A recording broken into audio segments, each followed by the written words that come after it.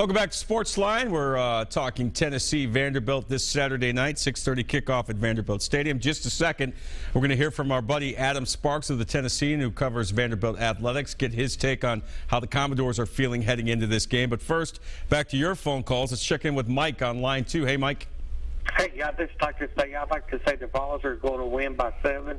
And, hey, I'd like to also really commend you for all the things that you're doing for Channel 5 Sports and everything. And I think you're doing an awesome job, and I think you'll be our next Hope Hines down the road. Wow, that is a major compliment. Hope Hines obviously was a legend here for many years. Have a great Thanksgiving and many things to come your way, man.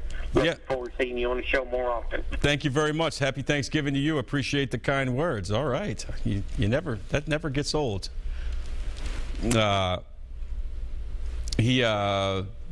said that he thought Tennessee was going to win by 7. So there you have it. All right, let's find out what let's check in with our good buddy Adam Sparks, who covers Vanderbilt athletics for the Tennessean. He joins us now here on SportsLine. Adam, it's been a while since we spoke. Good to have you on tonight. Happy Thanksgiving to you and your family, my friend. Yep, same to you. This game always, I guess, has some meaning, but I'm glad for the fan side of me, just of the sport, that there's actually a little more than just the rivalry in this one. There's actually something on the line. That's what these type of games should have. Absolutely, and let's jump right into that, because there really is probably more on the line for Vanderbilt, I would say, than for Tennessee. But let's start with Tennessee. I mean, they're sitting there at 8-3. If they get a win, that could vault them into a very nice bowl game, maybe perhaps a New Year's Six game. I know there's a lot of disappointment from Vols fans for not winning the SEC East, but they go into this game with something to play for, no? Yeah, the Sugar Bowl is out there for the taking, and people that, there's somewhat of a misconception, I think, of how those top-end bowls are chosen. I mean, you get beyond the playoffs. Those next major bowls go to the teams with the highest playoff ranking, the highest playoff scores based on the panel that they have. So, back in the day, we were growing up, it was always, either you get an SEC champion, or back in the BCS days, you would have, maybe the loser of the SEC title game, or sometimes it was chosen independently about whoever fit geographically and fan base and all that. But the leftover team after the playoff with the highest rating or ranking in the college playoff will get that Sugar Bowl bid. And Tennessee really has probably the best resume if they beat Vanderbilt. So there's something riding on that. I mean, a lot of Tennessee fans are pretty disappointed that they're not going to go to Atlanta, but it's a pretty good, kind of secondary spot to be in if you do go to the Sugar Bowl. Yeah, no question about it, and I'm sure the Vols fans would travel well. All right, let's get into Vanderbilt. A really impressive win last week, I thought, over Ole Miss, Adam. Down 10-0 early, but the offense, they had to lean on their offense a little bit to get things going, and they did. Kyle Shermer, one of his best games of the year, and Ralph Webb just keeps on chugging along. You look at the way their offense is playing and how confident they are and how bad Tennessee's defense has been the last couple of weeks. This could be an interesting matchup. Yeah, and I think the matchup could work in Vandy's favor in that Tennessee has struggled quite a bit against the run, and Vanderbilt would be perfectly content with running Ralph Webb a lot, running Kari Blasson game, their power back a little bit more.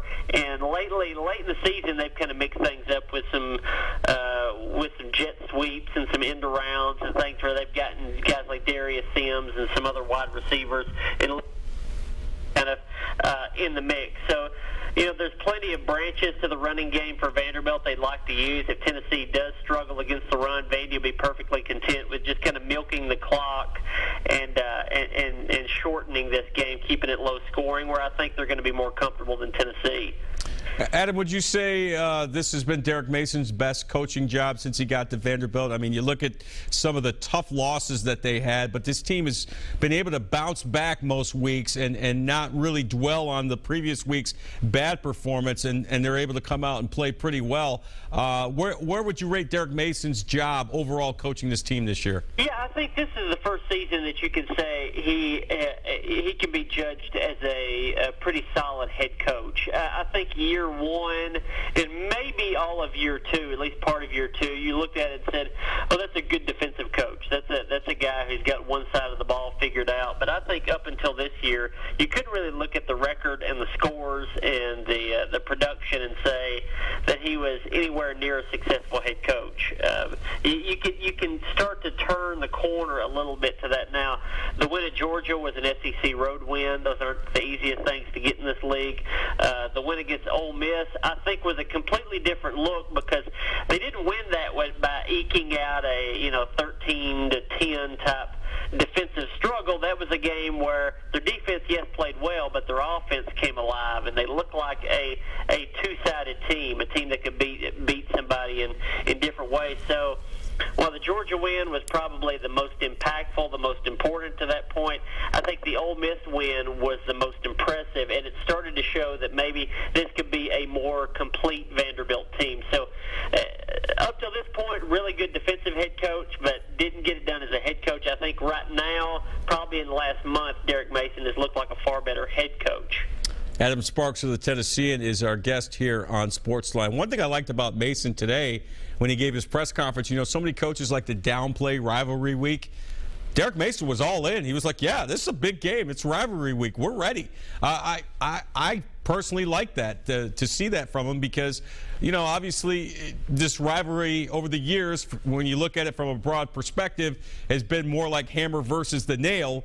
And now Vanderbilt is embracing the fact that, this is a big game. We're playing our rivals at home. We're ready for this game. Yeah, and I think, I think he learned that or maybe picked up on that a little bit 2 years ago because in year one, Vanderbilt didn't win the SEC game. They weren't competitive in a lot of their games, and they got to the Tennessee game, played with a whole lot of emotion, played loose and played well, and nearly won that game. It would have been a pretty good upset if they had won it back in 2014, and I think that kind of told Derek Mason that he could play better than Tennessee, better than expected against Tennessee if his team was loose and if his team kind of took in the emotion of the game. And so they did that last year and actually played fairly well at times. They made too many mistakes, gave up a punt return last year and just kind of played their way out of that game. But they need to be loose. I mean, Tennessee is obviously the favorite in this game just about any year. They certainly are this year. They're still a ranked team despite some of the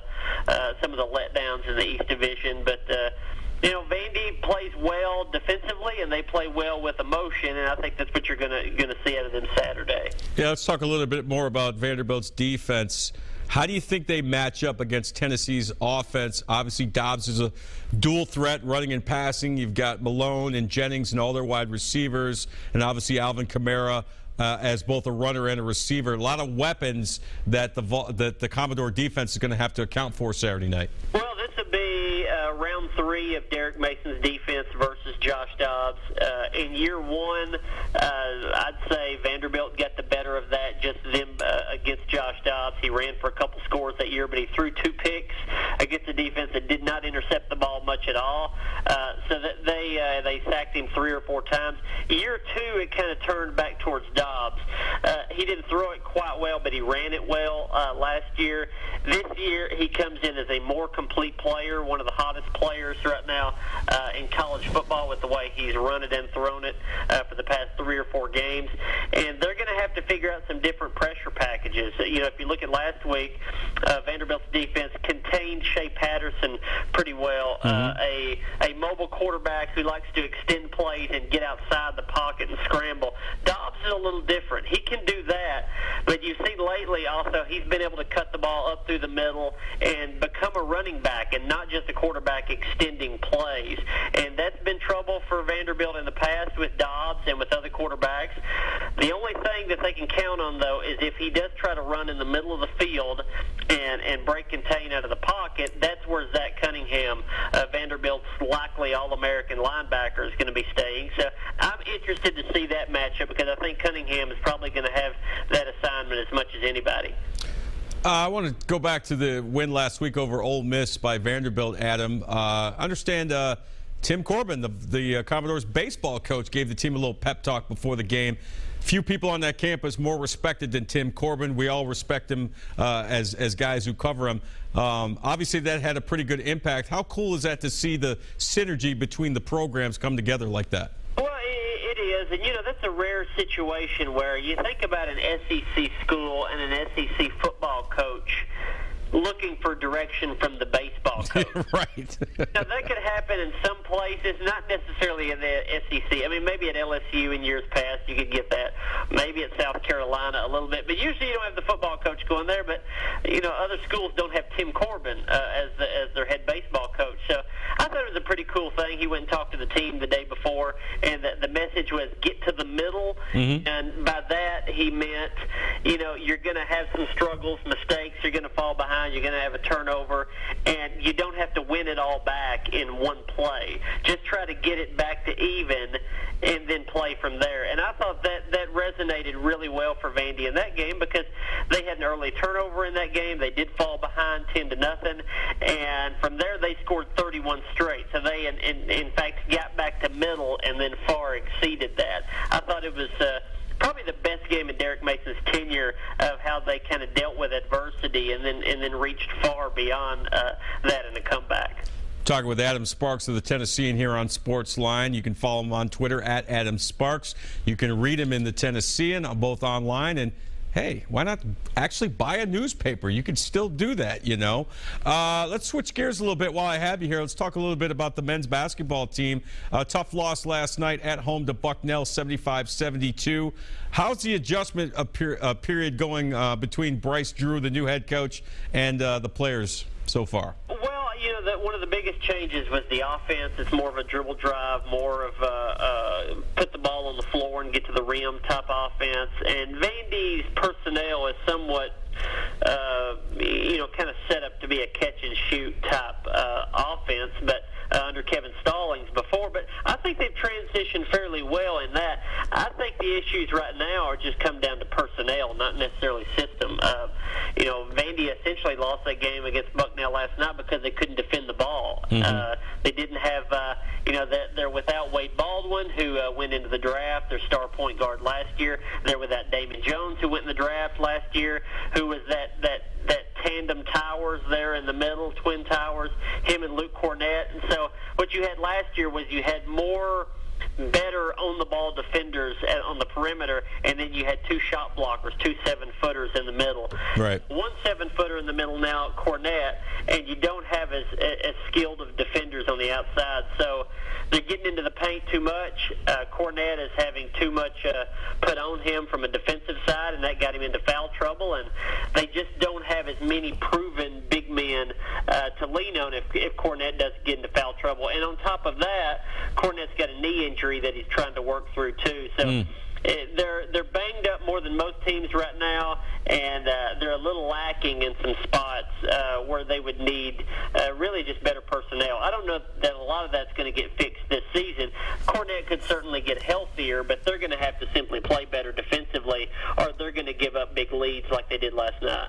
And how about on the women's side? They also have a new head coach in Steph White. Seems like that adjustment is working pretty well early in the season. Yeah, it's fun. That's the one word I can say about that. Melanie Balcom did have some success, especially early in her tenure at Vanderbilt. Ended up being the all-time winningest coach. But really, if you look in the past 4 or 5 years of her tenure, it was watching paint dry, and that's the type of tempo that they ran.